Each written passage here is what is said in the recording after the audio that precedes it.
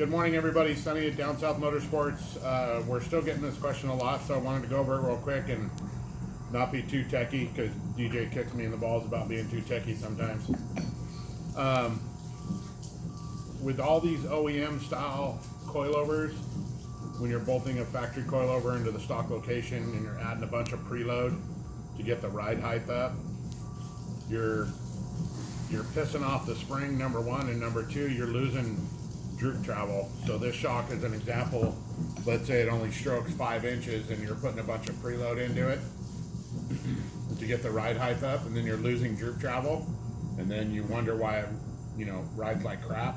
It's because you don't have any droop travel, and then you always have issues like this that could possibly happen. Point being though is, think about it. If you're holding a bucket of water and you're carrying it, is it easier to carry it while you're standing straight up or while you're hunched over? So think of the spring that way. The spring being open, not a bunch of preload in it, or a bunch of preload in it and it's compressed and wanting to twist and be pissed off. Same thing. Easier to hold the bucket of water straight up, or easier to hold the bucket of water like this? Obviously easier to hold the bucket of water straight up. So that's the simple version without Sonny getting too techie, as DJ says. If you guys got any questions, give us a holler at the shop. Thanks. Have a great Friday.